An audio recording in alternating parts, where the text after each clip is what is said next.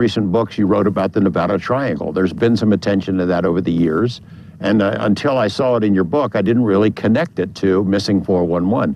How does it fit, and describe the parameters of what you found? So the Nevada Triangle is between Reno, Las Vegas, and Fresno. And it covers a lot of the Sierras, some of the rougher areas. And when I first looked at this, I initially thought, well, that's kind of interesting, but how does that apply? And then I pulled out a map of Nevada and California, almost fell out of my seat, because the largest cluster zone we've ever established is in that Nevada Triangle. And there's two other clusters that are also in that triangle, Sequoia and Kings Canyon National Park area. When I first started to document missing people that fit these profile points, I got out a map of North America and we started to plot with pins the disappearances, something you do when you're working a criminal case. After documenting 500, 600, 700 cases, all of a sudden patterns start to show up and clusters of disappearances start to show up. Again, not just disappearances, but ones fitting the profile. Largest cluster of missing people in the world that fit our profile, Yosemite National Park. And it's in the Nevada Triangle. Yeah. Somebody could say, look, it's a big area. There's mountains, there's inclement weather. You're talking about not only people disappearing on the ground, but planes that disappear and are never found, right? 2,000 planes in the Nevada Triangle that have disappeared. And that's per a Reno investigator, not me. And when you couple that with the number of disappearances in the clusters I've talked about, and in this specific area of the Sierras, you start to understand the correlation. And when you understand that a lot of these people aren't found, and the unusual part is many times they're not found in areas where they should have been found, that's noted by searchers, and then you bring in the other correlating factors we talked about, weather. Well, weather looked like a clear day when we took off, and all of a sudden the weather turns bad, the plane's gone.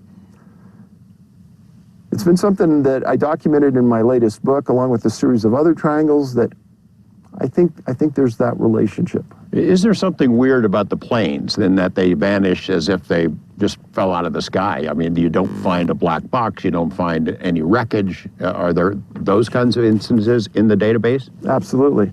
And that is another interesting point that has, I think, a lot of people baffled, is that we have radar that covers every point on this earth, you would think, and especially in the United States. So in this day and time when most planes are carrying personal locator beacons or flight locator beacons, I've read reports where eventually a plane is found years and years later and supposedly the beacon is destroyed. When I was a young kid, we had a plane and we carried a beacon. The thing was made like a tin box. So how that is destroyed, it's pretty baffling. Steve Fossett, is that the most famous case in the Nevada Triangle? I think so. Took off from Smith Valley, Nevada. And a lot of people may not know, but Steve Fossett was probably the most airworthy, knowledgeable person in the world. He held over 100 different records, balloons, planes, gliders. He probably spent as much time in the air as you and I have spent, in our backyards. And he took off just on a leisurely trip. Well, he disappeared. Huge search.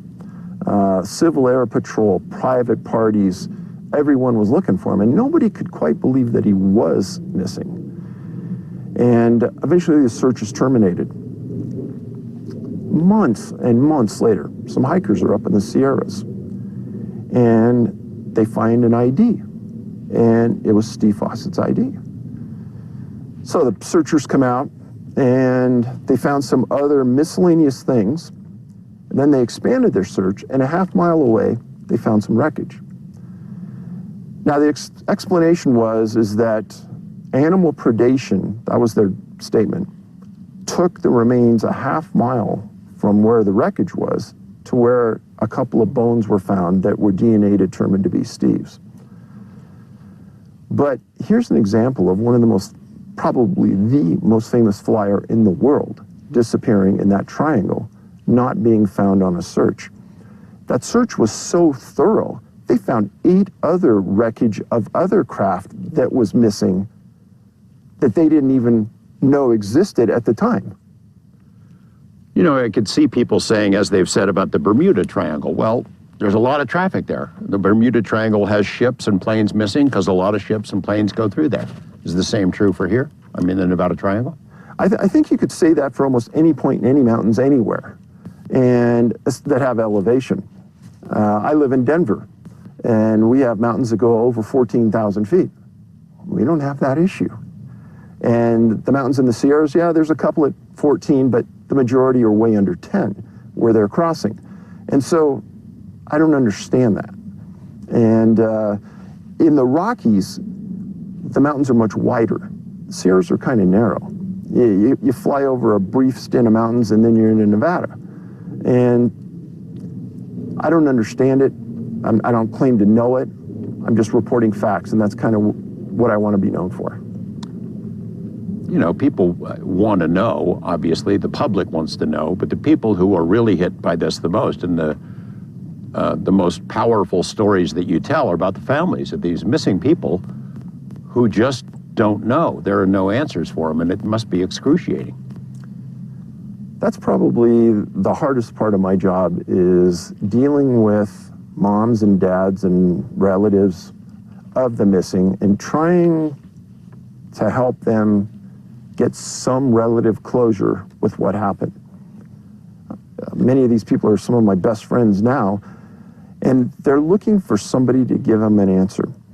The commonality is that the searchers and law enforcement that come in to look for these people can only spend a limited amount of time. There could be another case down the road, there could be a shooting in the mountains, and they got to go do something else. And so many times they feel abandoned and left alone, and nobody helping them from the point that search ends. Yeah, it's heartbreaking to hear the stories, just not knowing.